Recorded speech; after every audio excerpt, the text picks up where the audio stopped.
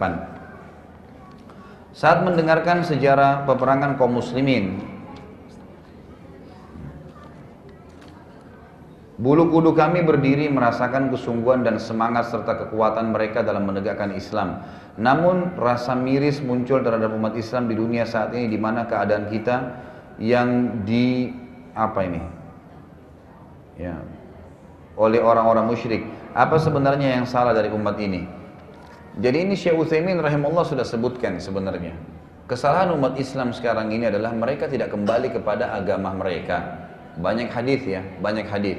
Di antaranya hadis Nabi SAW yang berbunyi, nanti akan datang satu zaman di mana umat-umat selain kalian, selain umat Islam ya, akan menggerogoti kalian seperti sebuah rayap ya, rayap yang memanggil teman-temannya untuk menggerogoti sebuah makanan.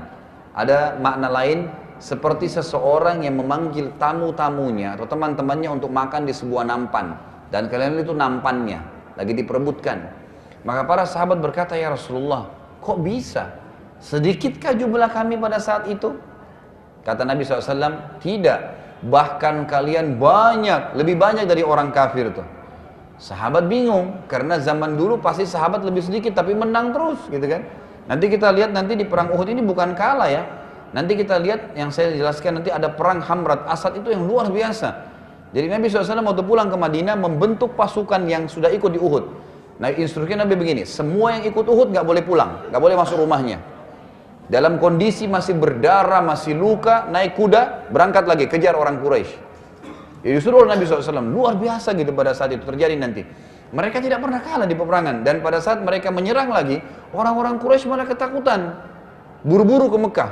Karena mereka bilang, ini gimana caranya pasukan baru kalah, luka-luka udah bisa pasukan baru nyerang, kalau orang lemah pasti nggak mungkin.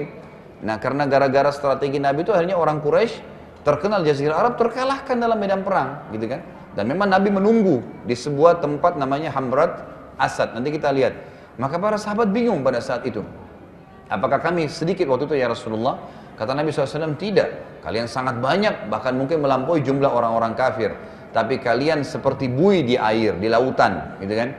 Buih kita di lautan kan tidak ada nilainya. Di mana air jalan, dia akan busa-busanya itu pasti akan ikutin airnya. Seperti itu kalian, mudah terombang ambing. Dan pada saat itu yang menjadi penyebab utama adalah al-wahan. Kata para sahabat, ya Rasulullah, apa itu wahan? Kata Nabi SAW, hubbud dunya wa karahiyatil maut.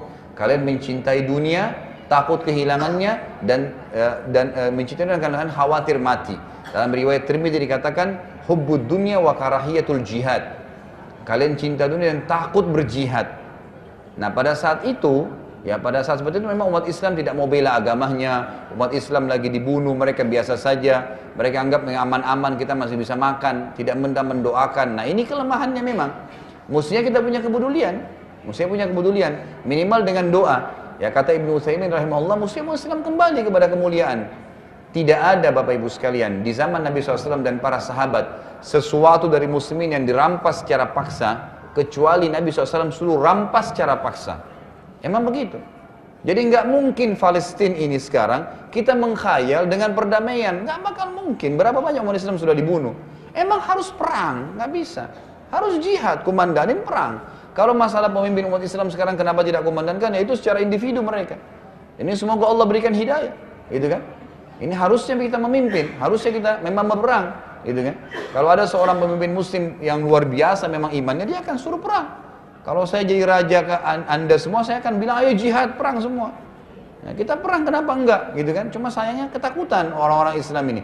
Hanya masalah itu, kalau mereka berani saja tegakkan agama Allah. Sekarang kita umat Islam ditipu. Mereka mengatakan orang Islam teroris hanya dengan 2-3 orang berperang. Misalnya, Amerika masuk ke Irak, merampok Irak, ngambil minyaknya tiap hari dengan alasan Saddam Hussein yang buat masalah. Loh, apa urusannya dia dengan Saddam Hussein? Apa urusannya dia mengambil minyak-minyaknya? Jadi penjajahan tapi dengan cara modern. Umat Islam ditipu lagi. Dan anehnya ini kita tahu sebenarnya, tapi pura-pura tidak tahu. Ini kelemahannya. Kalau kita bisa angkat ini, ya, kita tidak cinta dengan dunia, mendahulukan agama, dan kita akan berperang meninggikan jihad, maka insya Allah akan selesai. Orang kafir itu takut dengan istilah jihad sebenarnya. Makanya mereka selalu menyebarkan momok-momok negatif tentang jihad. Dari sisi lain, ada juga umat Islam yang menyalahgunakan nama jihad. Nggak benar gitu kan. Hanya secara individu, hanya secara itu tidak boleh sebenarnya.